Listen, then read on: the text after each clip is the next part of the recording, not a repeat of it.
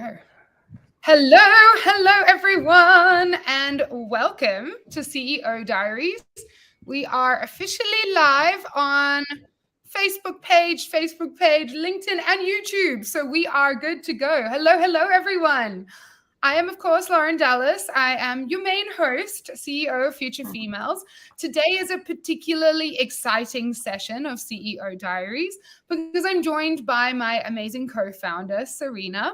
Um, what you can't tell is that we're actually in the same city right now, which is very rare, but in different places, which is why we're still tuning in separately. But yay, and welcome. Yeah. Thanks, Loz. I always recommend your CEO diaries to everyone that I meet because it's been such an interesting journey. I mean, for us as a company, but for you specifically also in this year, right? And so the things that you share, I know, are very raw. And so I'm excited to talk about leadership today. And I'm excited for you to share as well, because I think our two journeys have always been quite different. So that's going to be cool. Before we jump straight into the topic, I can see people are joining. Please do let us know where you're tuning in from. We can see all of your comments across all of the platforms. And before we jump into it, we do have a prize, and it goes to the person who is interacting most. So whether you're asking questions or experience sharing, which we really encourage, because of course we're the ones on the screen, but you as entrepreneurs, as businesswomen, have had your own journey and have your own experiences to share, particularly when it comes to this topic of leadership. So please do jump in, and we will pop your questions up. We will respond to them and just run this as a bit of an informal conversation, as we always do.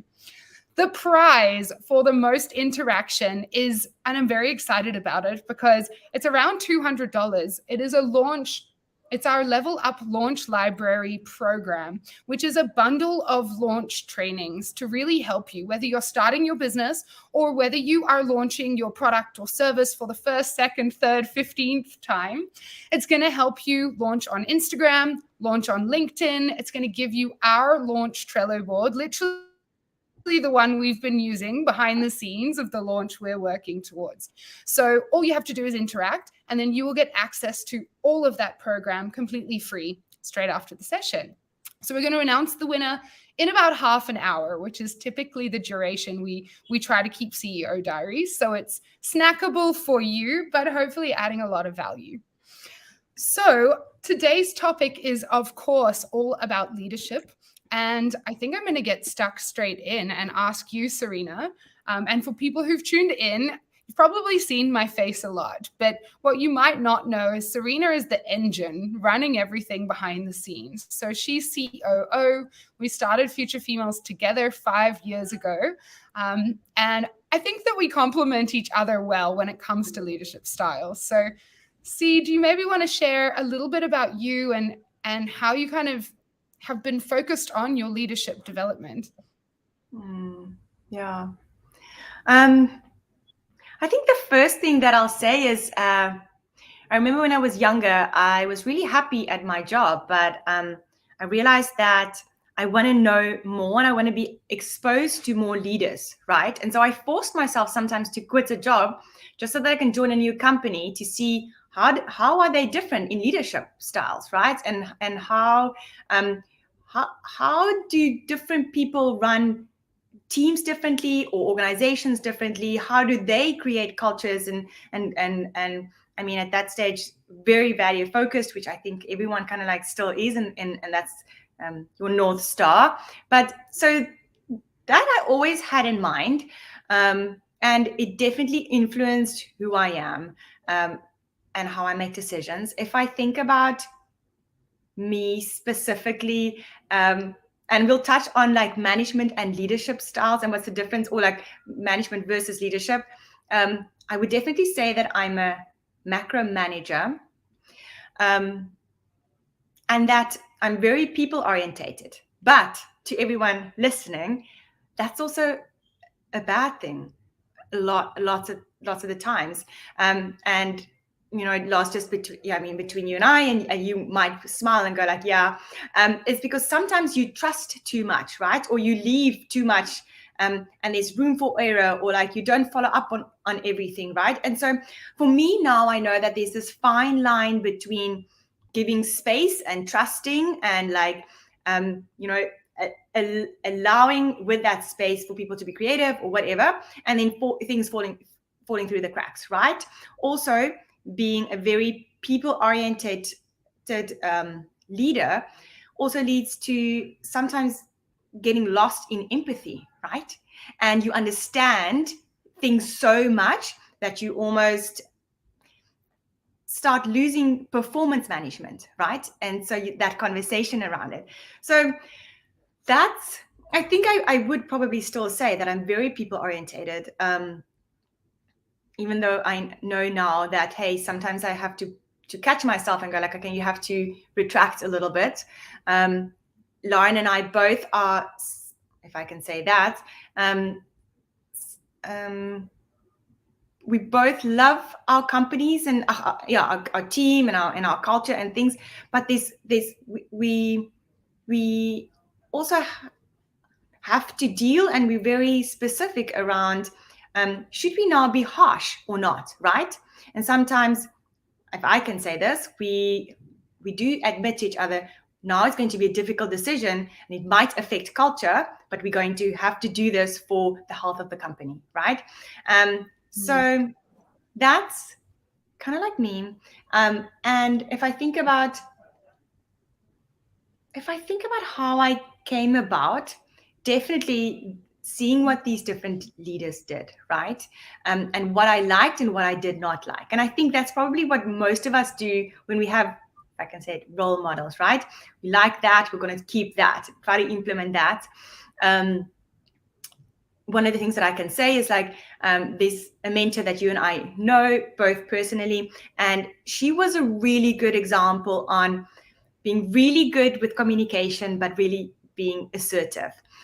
Always kind of like looking nice, but being loads of fun, right? So there was this respect for this person, but also for a lot of other things too, right? And something that I really appreciated about her, which I kind of wanted to take in because we move in this female space, is to show up with both masculine and feminine energy, but also appreciating being a woman, and not always breaking the other party down, right? That could be men, or that could be competition, right? And the way that she always spoke in public or in private, I really, really like that. Yeah. I So see, I think I remember a conversation that we were having, and I'm sure a lot of you all tuned in know Brene Brown and, her study around vulnerability and courage.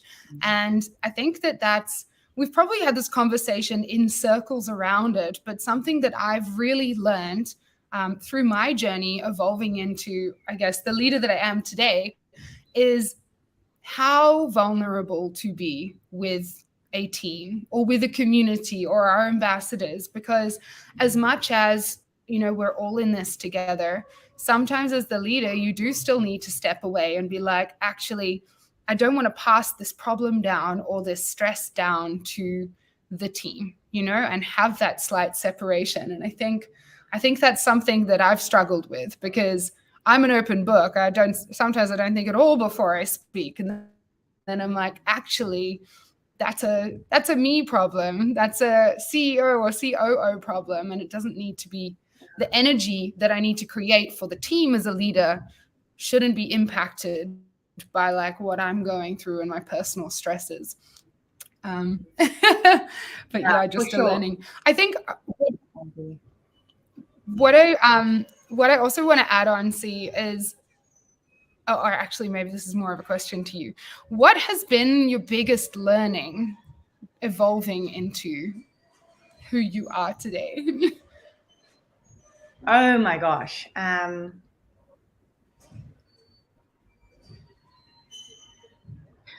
would probably say acceptance. self-acceptance. And that's in the good and in the bad, right? And number one, not to go like, oh, I don't want to be vain. I should acknowledge the things that's good, but I also should acknowledge the things that are gaps, things that might never work. And I think that's already like one big challenge. Like, you want to like yourself, but you don't want to be vain. And like, just getting that balance is already a big thing, right? And then you want to go like, I want to identify my gaps, but don't want to be negative about that. And should I be working on these gaps, or should I get people to help me? Because it will never work for me.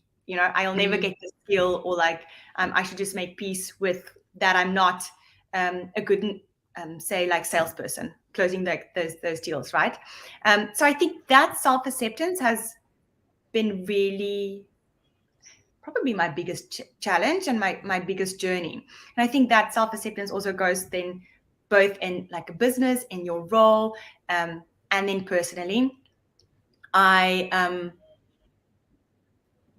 think everyone listening will also maybe relate to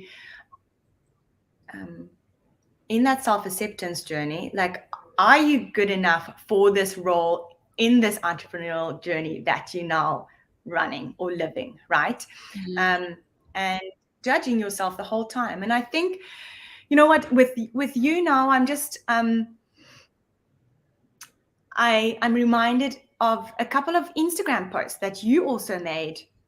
I'm not going to say recently, like in the last week, but somewhere throughout this year, where once or twice you've mentioned, how you also say to yourself, you are good enough. The journey that you went through to get to this point, or to go like, you are allowed to want all of these things that you want. It's okay, right? And so all of that acceptance in, I guess, everything. And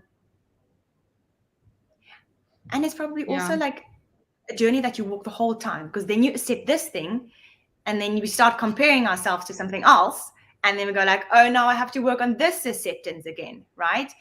Which is an interesting, so like, we just keep running on.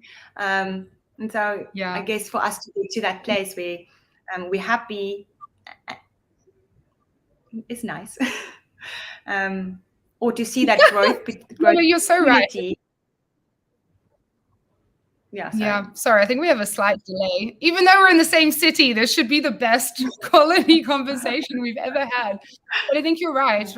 Something that I've also learned is that you never arrive. You're always developing, always growing, and there's always going to be that tension of who you are and where you want to be. And that's just natural as humans, right? And so I think what I have learned, being like an achiever, like that is, I just want to get to the goal and be like, tick, leadership done. But this is not like or an executable strategy, like a launch, right? This is an ongoing journey. And so I think one of my biggest learnings is sitting in the discomfort of not being who I want to be yet, and actually realizing that that's beautiful, and slowing down the journey, because there is no destination. Like, there is no point where you are there. And so, I think, and we've spoken about this before, because we both focus a lot on personal development, but you can get really absorbed in it. And so instead, and something that I did early on was like, great, I'm going to do 10 personality tests and frameworks and synthesize it all, because then it's done. It's like, actually, it's not done. And you need time for integration of each of your learnings as you evolve. So I definitely think slowing down has been a big thing for me. I want to bring us to a conversation we had that I'm sure I'm going to touch on. And that was when we decided to start calling ourselves COO and CEO.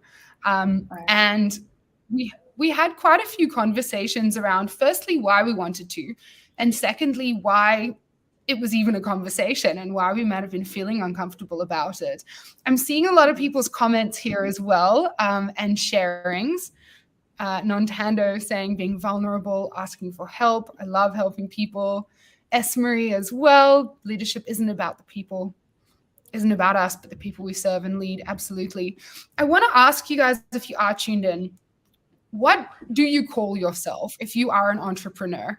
Do you call yourself founder, co-founder, entrepreneur, CEO, business owner? Please just pop it into the comments because it's interesting. And also we're going to talk a little bit about, us stepping up to the titles that we use now. Um, Cerina, I think it was a little easier for you, to be honest, but I'm not sure I've ever asked you. How did you No, find that move? I was actually going to say that now, to say the conversation, I remember it with you, because if I can be honest and share it here with everyone, I actually said to Lars, I said, you need to accept this and you need to step into this, because you can own it. You don't have to shy away. You can be proud to also be this, and you are good at this. Like you leading us in certain ways, and you guiding us, and we see you as this. Just accept this also. So that's what I do remember. I don't know if you want to say something about that. No, I think I can see people saying founder, pilot, business owner. Do you know what I realized? And I think I shared it the same. I've started a lot of businesses. A lot of them have failed, started many ideas as well that never even evolved into a business, and called myself entrepreneur or founder. And I actually think that I found some safety in that, because we all know that businesses are experiments and sometimes they fail and then you go on to the next. And I think I felt comfort that if I was a founder, failure was fine. It's par for the course. It's like, founders fail sometimes and then they move on, it de-risked it. But I remember saying to you, if I'm CEO, I'm stepping into a responsibility for the strategic direction. And then if this business fails, I felt the weight of that a lot more being the CEO than I did as the founder, which, I'm not sure if anyone can resonate. I can see Lucretia saying, call myself founder, director, and CEO. And co-founder and director. Well, hells yeah, Lucretia. Good for you.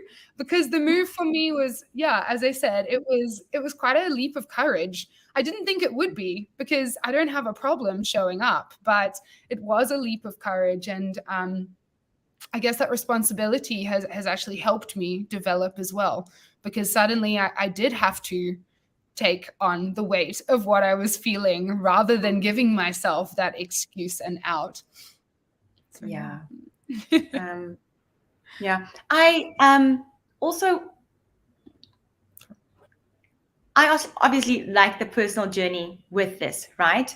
But I want to say to people out there, maybe just to consider this, even though we and really Lauren and I do not like titles or any blocks, and we like very agile in a lot of things, but just because we are like that, it doesn't mean that our partners are also like that. So I want to almost say to you out there that depending on in which culture or country you work in, these things might be very important.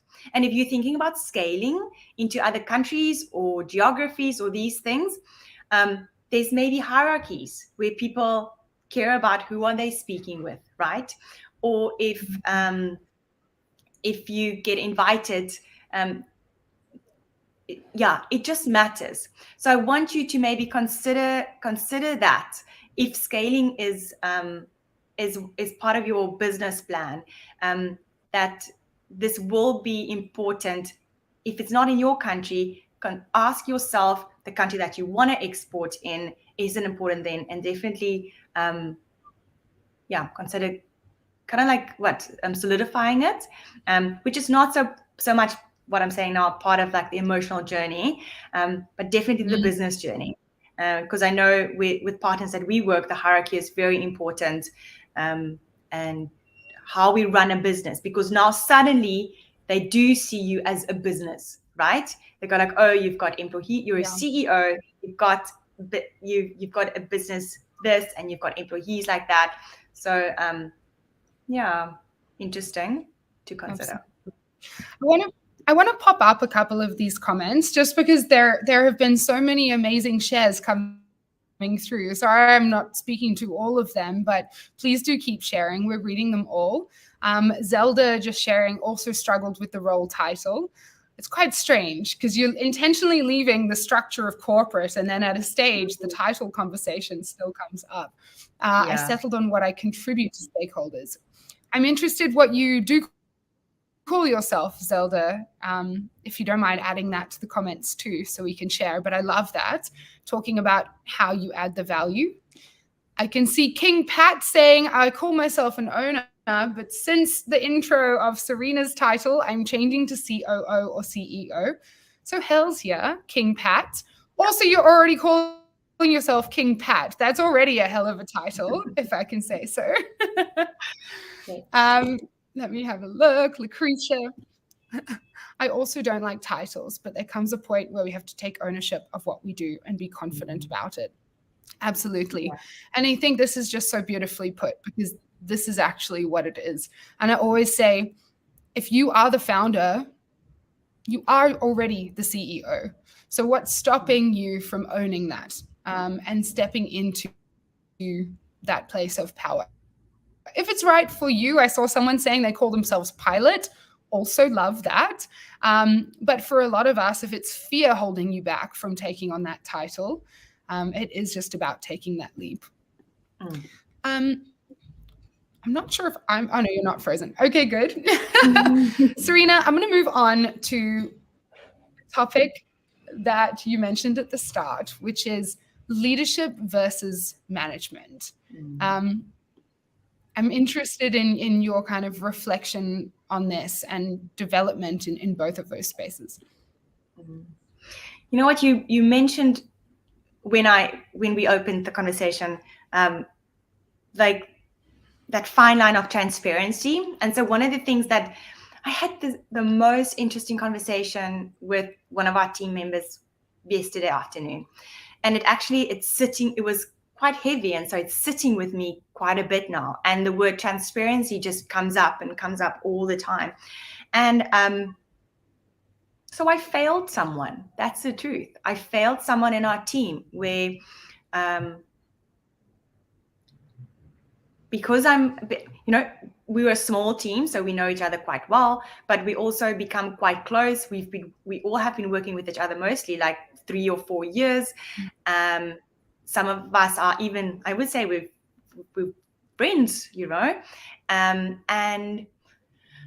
how I failed someone where I couldn't find this line between being your manager or the co-founder of this company and being there for you as a friend where you need emotional support, because I didn't know how I would communicate whatever I had to communicate and not be either harsh or either say something about the company that I don't have the right to say, and so that is one of the biggest challenges for me as a manager and a leader. Like I said earlier, that empath in me sometimes takes over, and I really find it difficult to say, hey, your performance isn't good, or hey, like, this is not negotiable. I want this by 5 p.m. this afternoon. I actually remember something that you said to me once, Lars. You were like, Cerina, you're the CEO. They must just give this to you what you ask for, because I was, allowing a lot of grace. So I really find that difficult. This having empathy and understanding versus actually sometimes it's just needed for the business.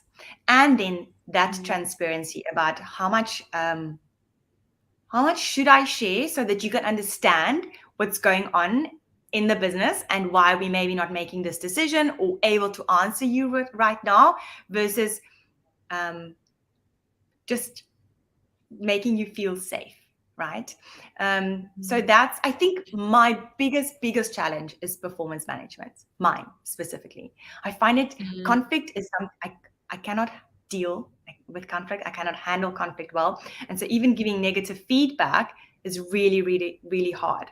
And what I notice then is I don't want to say that if I don't give constructive feedback, then that person cannot always improve, right?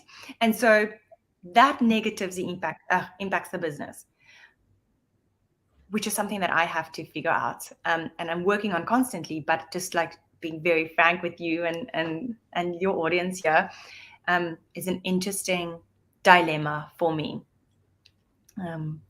Yeah. Yeah, thank you for that. I didn't even know that story from yesterday, and we're living together, so I'm sure it's resonating for quite a few people who've tuned in. I think, to share as well, one of my struggles and is that as the CEO, you're responsible for the big picture and the vision, and so I need to spend a lot of time in kind of the highest levels of thinking about where's future females going in 5 years and how can we make that happen, and the really big building blocks for your business, which is super important. But then as a manager, often you have to sink right down into the minute details of what's going on. And so personally, what I find quite hard is managing those two extremes as a leader and a manager. And so I think knowing where my strength lies, which is not in the detail, one of the best things that I've done is firstly have you as a COO, but secondly is to just be really clear on my gaps, my strengths, but also my gaps, and to hire, whether it's full-time or freelance or whatever, someone who fills that. We have one team member, Rakea, and I remember when I started a business and I was chatting with my mom years ago. It was my first business. And she just goes to me, you need an Allison. Allison was her COO in her business, which was actually leadership coaching. And I was like, I was always a solopreneur, so I never had my Allison. And I remember phoning her a while ago and I was like, Rakea is my Allison. Finally, I have that the detail-oriented backup for the work that I wanted to do. So yeah, I think that's important. One of the frameworks actually that I love, and I think you've done too, is the Know Your Strengths assessment. Do you remember that? And yeah, what I love about that is you guys can do the assessment online, but if you've done it, please let us know in the comments what your strengths were. Mine were activation, achievement, everything future orientated, strategic, woo, which means I can win people over, but I'm bad at consistent long-term relationships because it's also, kind of in the detail. So what that highlighted for me was what I should lean into as a leader, but also what my big blind spots could be. And the bigger the business has grown, the more evident those blind spots have become and the more important it's been to fill them in. So yeah. What was yours, Cerina? Do you remember? My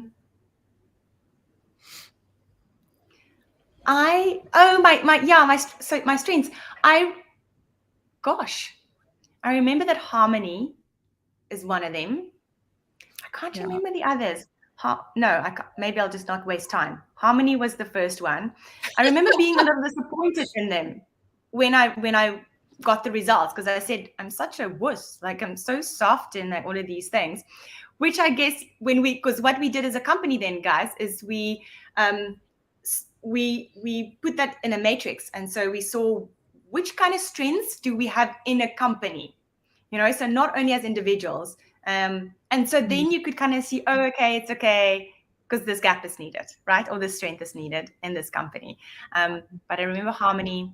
I think there was something about vision, but I can't remember the next two. Yeah. But I mean, harmony as your number one makes sense. And I think it makes us a really nice compliment.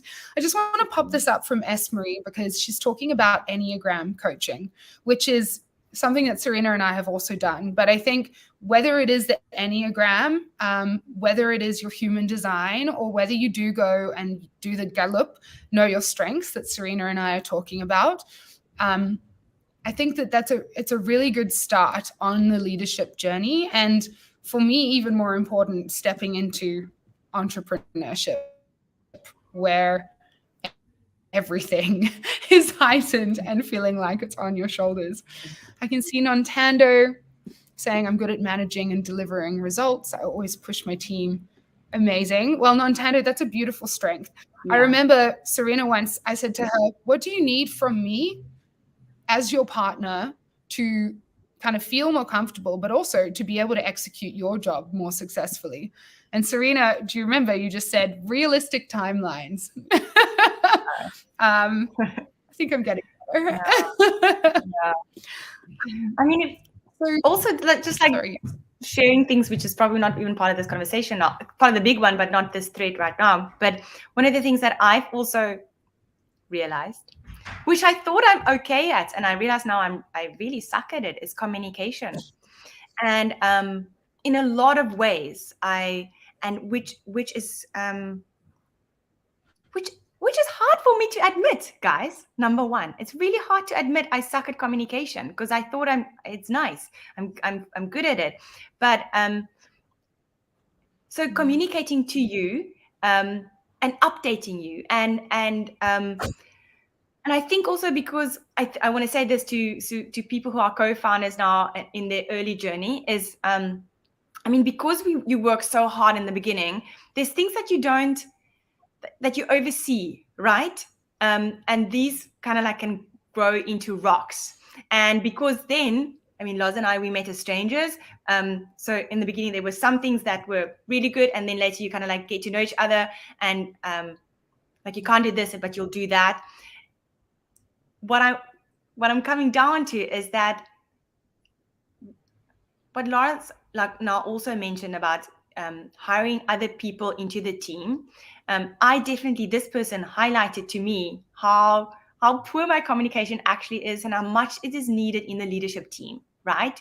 And when we brought in this person, actually all communication became better because I guess this person challenged us to communicate better and everyone felt safer, right? I think now also just about your journey and the way that you show up and the way that you run things now, that has been, I mean, something for me as a personal gap growth thing, but also for you in the company. And I found it very interesting. It's definitely something that I will remember about this year.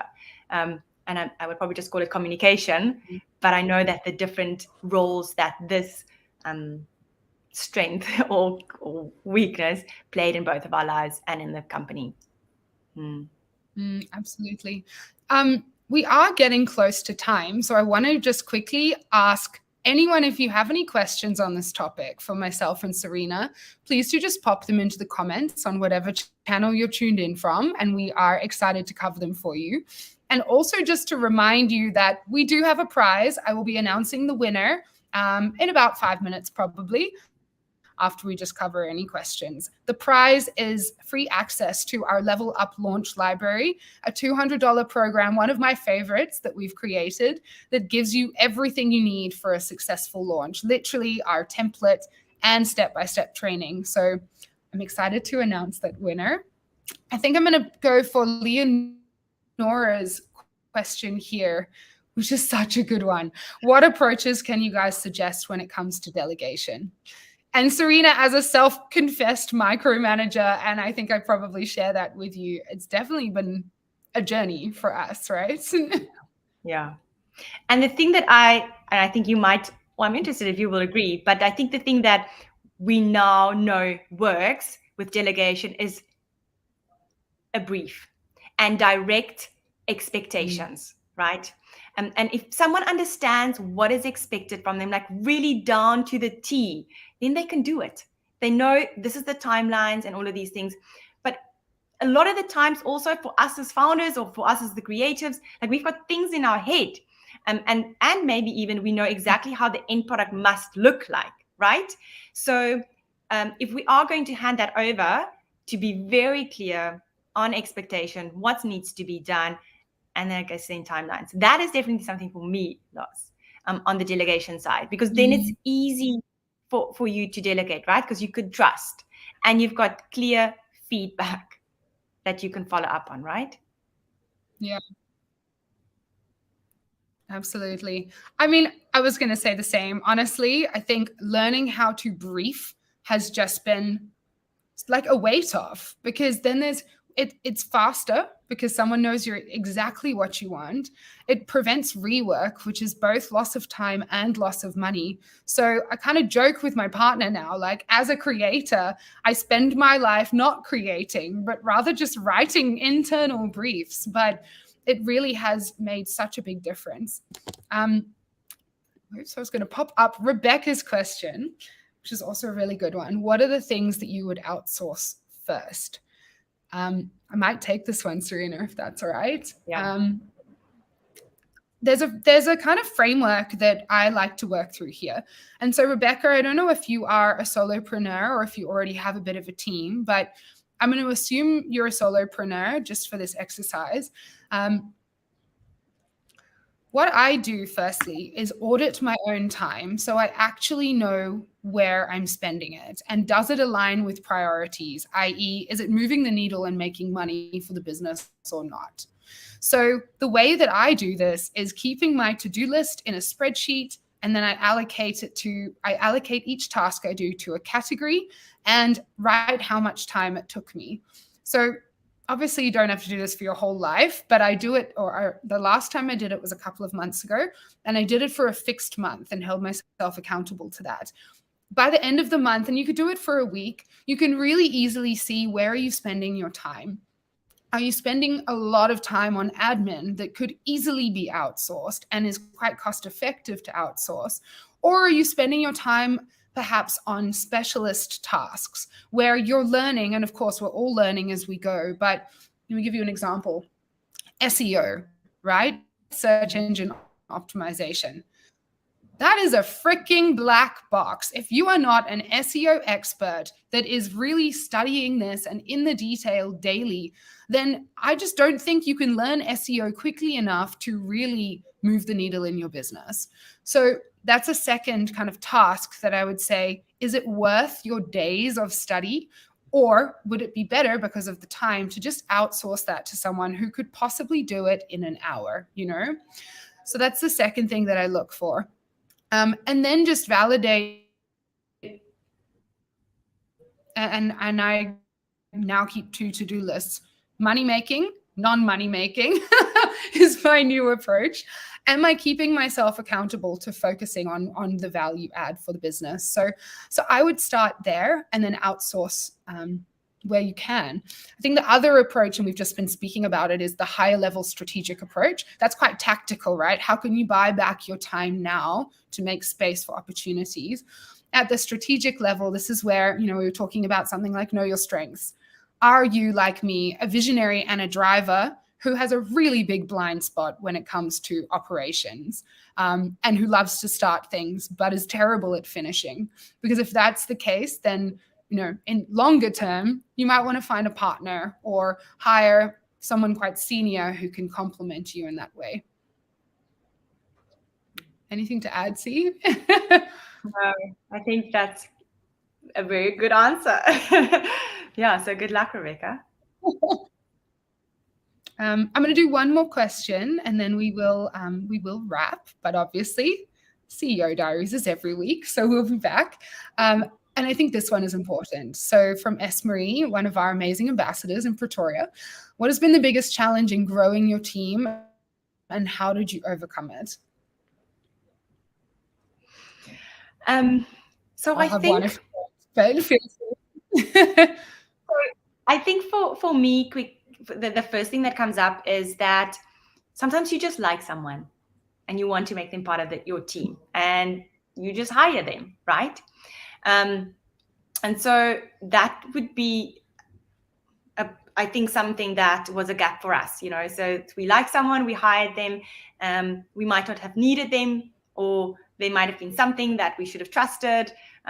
So that was it. I think something that Lauren and I are very, very aware of is one of our, he's not a full-time mentor, but they said this to us very early on. They said, don't grow your team too big too fast, right? And I think that's also something that we are very aware of. Looking at that, is that needed? Could it be outsourced? Do we really need it full time, and not only for a couple of hours in a week or a day, which then influences your revenue, right? Or your headcount and expenses. So I'm not saying that we have overcome it yet, but it is something that we're aware of. It has been, for me, our biggest challenge with like growing a team. I think the second thing would be culture, and how we shaped that culture in the beginning, and then we kind of like grew, and we knew there was going to be a culture change. When we knew that, okay, now we're going to be more performance focused, so people are going to go like, hey, why are you two not so friendly anymore? What is this now? Now you're sticking to due dates. So that was also an interesting space that we found ourselves in, Lars, about 2 years ago. So that would be things that I will remember about growing our team. Absolutely. And I think it's funny that you started with hiring people because you like them, because I remember we were hiring, I think, a marketing manager, and we had shortlisted it down to 3 people, and I was doing the final interviews. And I remember jumping on the phone with you, and you were like, which one do you want to hire? And I faltered, and you were like, you want them all, don't you? And I was like, yes. So I think what I do, and I've realized a flaw when I'm hiring, is that I see the opportunity in everyone, because everyone has their own strength and can contribute in a way. And so my journey has been really holding myself accountable to assessing the specifics that the role needed. And actually, something that's been really helpful has been putting in place a practical task. No matter what role we're hiring for, every person or every shortlisted candidate now does a task for us. This could be a presentation, a strategic presentation if it's a senior role, or it could be, let's say it's a content creator. Could be create us a banner, write this caption, and how would you respond to this email? So it's not really long, but it allows us to properly assess candidates against each other and against the criteria of the job. I think the last thing I would say on this, which sounds harsh, but it actually is a mantra within Future Females. It came from my fiance, and it's hire slow and fire fast. And that has been so helpful. Hiring slowly, and even though, there's always a rush, you're like, I need this person now, actually. I don't have the extra week to wait for the task, or to even get through the whole recruitment process and go, none of these people are right. I need to start again. Oof, that sucks. And that's happened for me. But hiring slowly for skill, although attitude fit first, and culture, and then for capability. And then if something isn't right, firing fast, because as the business owners, and my team's tuned in, so they know this, but you don't have the luxury of having someone who's the wrong fit in your team. If they're a wrong cultural fit, that can halo out to other team members so quickly. And if they're just a wrong fit for the actual job, they're not delivering value for the business, then the business can't contribute value to them. You just actually can't afford it. So it's a hard lesson, and it sucks, right? Because we never want to let anyone down, but it really has been helpful for me. I want to add to this, just for anyone who's in that position. Like, one of the things that Lauren definitely do, but now we as a team, we just ask the other person, because it's an awkward situation, right, to fire someone, but to ask that person, hey, would you be happy with your work? Number one. Number two, are you happy in the company, actually? Because most of the time, if performance isn't good, they're actually not happy in the company, and they would gladly leave. So just if you're in that situation, I would definitely just ask those 2 questions. And I do want to add one more thing, Lars. Just thinking about the specific question is actually about scaling, right? It's something that I would recommend. Future Females did it really well in like some parts of the business, and like some parts of the business were too fast and we didn't do it. But if you're growing a team, it means that things are happening fast, and you have a lot of new people that needs to kind of like know your business quite fast too, right? And so for us, it would be document what you do. And so even now, if you're in the beginning of your business, or like you're beginning of your team, and you go like, why should I document how to write an email to your, like a cold email? Write that template, right? And save it. Because if you do scale, your sales team has something to refer to, and they don't go like, oh, are you happy with this email template back and forth? You'll just go like, this is an approved template. This is how you do it. Or like, I should upload email addresses to ConvertKit or MailChimp or whatever tool you're using. Like, they don't know how to do it. If there's already a training video or there's an SOP that they can just refer to, it just makes it easier when you have new people growing a team, have to onboard, have to get them used to everything, right? Keep it simple. Really, keep it simple, bullet points. One day when you're bigger and you need to get fancy with like accreditations and all these things, take someone. But for now, just keep that documented. Absolutely. That is a good point. Sorry, I was just looking down because it's almost time to award our CEO Diaries competition winner. There are 2 questions here that we haven't answered, but the reason is they are exactly what we're focusing on in CEO Diaries in the next 2 weeks. So I see a question, Julia, around stress management. Next week's topic for CEO Diaries is exactly that: how to manage and cope with both stress and high functioning anxiety as an entrepreneur. So I hope you'll tune in for that one. And then S. Marie asking, we know people volunteered for Future Females in the beginning, including me and you, Cerina. It was our side hustle. How and when did we move over to a paid structure? So the week after next, we're going to focus on exactly that. Basically, recruitment of volunteers, paid employees, and freelancers. How do we look at it? When do we decide to do which? And hopefully, share some tips that will help you as you evolve your team as well. So thank you for those questions. I am going to pop the winner up on the screen. You have won free access, as I said, to our Level Up Launch Library program. It's around $200 value and just has a bunch of content in there that's going to help you launch your product or your service. So without further ado, let me just find the comment.